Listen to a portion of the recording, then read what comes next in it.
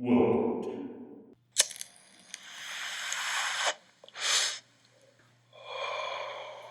La Liga Lounge. La Liga Lounge, brought to you by Eric's Hair Products, borrowing them from his wife for the rest of his life. Welcome back, boys, to another episode of the La Liga podcast. Houston here with me. We got Josh behind the mic helping us out for episode 3. Today, we're going to do some talking. We're going to talk about the losers bracket, who's in line to get that big fat chode. We're going to talk about the 2 winners brackets as well, talking about the couple of matchups we had here up at the top of the league. So, yeah, let's just jump right into the thing. So, losers bracket stuff. You suck! Big surprise here, Houston. Big surprise. Yeah, Dan, I been focused so much on the production of the show, and to be honest, upset with Kevin, and I let my emotions get the best of me and didn't check my lineups the last 2 weeks. Come to find out in our production meeting, I am up for the Chode Trophy next week, assuming I lose tonight, and it's looking that way. So probably going to be me and Jeff for the Chode Trophy, and yeah, kind of falling on my own sword right now. So, but I like the pressure. I'm going to gear up for next week. Really going to get into the lab, do some research. But yeah, I really put myself in a corner. Yeah, kind of the New York Jets of the league right now. So. Yeah, you didn't do yourself any favors, that's for sure. But I mean, it's funny because I think a lot of people don't even know that the Chode Trophy isn't won in the regular season; it's won in the playoffs. So.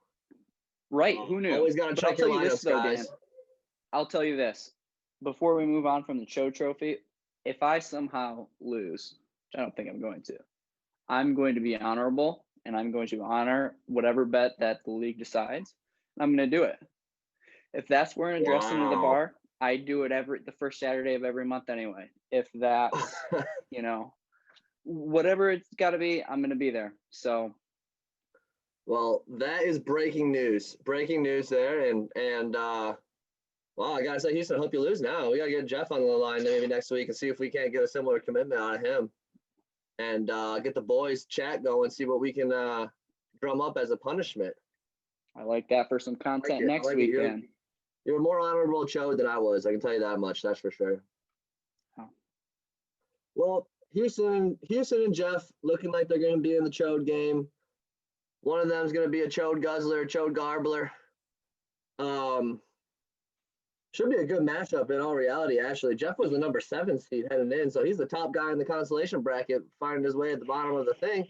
Houston, you were number 9 coming in. Also found your way down to the bottom. Somehow Forbes and Wagner escaped it, which is I think a big surprise to everyone. So, yeah, we'll see how she goes. But I'm looking forward to seeing Houston go to the bar in a dress or whatever it's going to be. I got the Cavs for it. So, quick question from our fans, guys. Wagner kind of taking up the bottom spot throughout the entire fantasy. A lot of talk about kicking him, out of the league, right? If he does not take home the Chode or even go to the Chode Trophy chump game, what is your opinion? Here's a question. What is your opinion about keeping him in the league next year?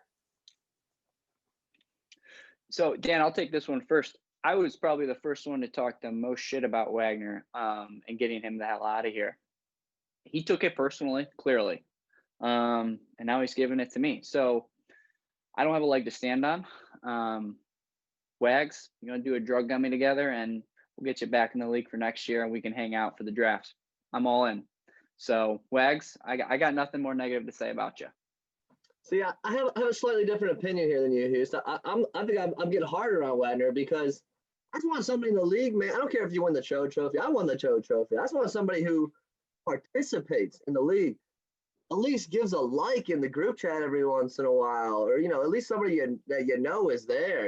He's just been a ghost, and that makes it less fun for everyone, I think. So that's my personal opinion on it. Is the kid can stay, but he's got to have some commitment to the league in some form or another. You brought up a point I hadn't thought of, and I guarantee Wagner has an Android. That's all I got to say. Probably hard to find the GroupMe app in there, but that's not an excuse by any means. Yeah. I just, like I said, you can suck, but if you participate, then that's great. You know what I mean? So that's all I got to say on the topic. Yeah. All right, we got to move on though, because we're short on time. We don't want to run over like last week. Get into the winners bracket here. First game we're going to talk about is myself and Eric playing each other. I think we got Eric on hold on the line here. Producer Josh, can we pull him in, or are we still waiting for a second? Nope, he's coming in right now. He's coming in right now. Great. Here he is. Give him a sec.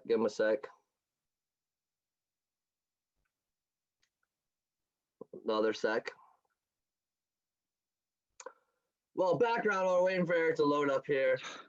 Me and Eric played again for the third time this year. 3 times I played this clown, and I beat his ass all 3 times.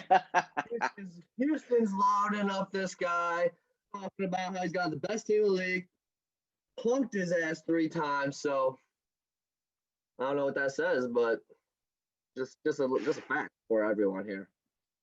Dan, the way I see it, you scared Devontae.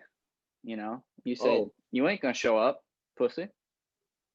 You didn't show up. I was glad the Packers would run the ball all game. I was stoked about it. Yeah. Well, why don't we talk about Timbo and Kevin's game while we're waiting for Eric to come on? Yeah, we can make transition. Yeah. So to start with that game, I'll start. Do it. I said it from the get-go. We all know how I have these Harvard feelings towards the commissioner this year. We gained a little ground and strengthened our relationship last week, but it still felt damn good to see Timmy wipe the floor with him. Tell you what, Kevin just does what he does every year, top of the league, and then he folds in the playoffs. I said it before, and I'll keep saying it. Yeah. Eric, welcome aboard, my friend. Welcome in. Happy to be here, guys. Glad to have you on. I hear you're I'm over here sitting on pins and needles waiting for you guys to let me in. Come on. Sorry, bro. We had to get the first part of the show done there. So Eric, man, what happened this week, dude? You got pumped. Dude. Oh my God. I started seeing the money and the team just didn't go. Man, you can't fucking will it through. J.K. Dobbins is a good pickup for me, but Devontae Adams just sat on a fucking dildo for me. 7.5 points where he's getting like 30 points every other week. Yeah, that was big. I was stoked to see that Packers game go the way it did. That's for sure. Oh man, I knew that if it was gonna be someone that I had to go up against in the playoffs, it was gonna be you, and I was gonna fucking fail. Well, shit, dude, we played each other 3 times this year. It's like a record for me. Yeah, dude. Honestly, the storyline of the year. I swear to God, I keep on refreshing the app and I keep on looking at it. Freaking Timbo. What in the hell? I can't help but be happy for the guy, He's taking flight. The guy had the worst draft possible, and he's like number 1. Yeah, I'm gonna draft a quarterback and running back on the same team because that's a strategy, right? And have it work out. Yeah. Yeah. So Eric, you've been in this league a while, and you're consistently at the top here with COVID, Timbo, Wagner, newcomer, Kevin as commissioner having to make some tough decisions. Reflect back on the season. What are things that stand out to you? And yeah. Oh my God. The random pickups, the inability to pick up someone on freaking Sunday right before the decision goes through that they can go or not go. I can see Houston scheming. I think we all got burned on that once or twice throughout the year. I know even I did one time. I was fucking pissed, but I was Never just saw the like, commissioner get burned on it. I saw Houston starting up a storm in the chat group about it, and I was just like, all right, well, it's not my battle and fight. And then when it happened to me, I was just like, fuck my life. And the only time that anyone responds was Eric, and that's when it happened to him. And then, of course, the commissioner bitched when Taysom Hill could go in at tight end when he was, of course, facing Taysom Hill. So karma got him. Oh, man. Thank you, Timbo. Shout out to you. Yeah. Well, all right. Eric, we appreciate you coming on, man. We got to keep it a little short because we only got so much time here. But good seeing your face, brother. And yeah, we'll talk to you. We'll talk to you soon, I'm sure. All right, man. Always a pleasure. Merry Take it Christmas, easy. handsome. Man, he was wearing that hat. I couldn't see those beautiful hair products at work, you know? I think we were right. We were talking, and I don't know if we got this on part of the podcast or not, but how his receding hairline, he's been wearing hats to cover it up. You might be on something. Story tells. I guess I'm wearing a hat too, but yeah, me as well. But damn straight. Well, I think that about wraps it up, right, Houston? We got anything else to talk about? I think that wraps it up.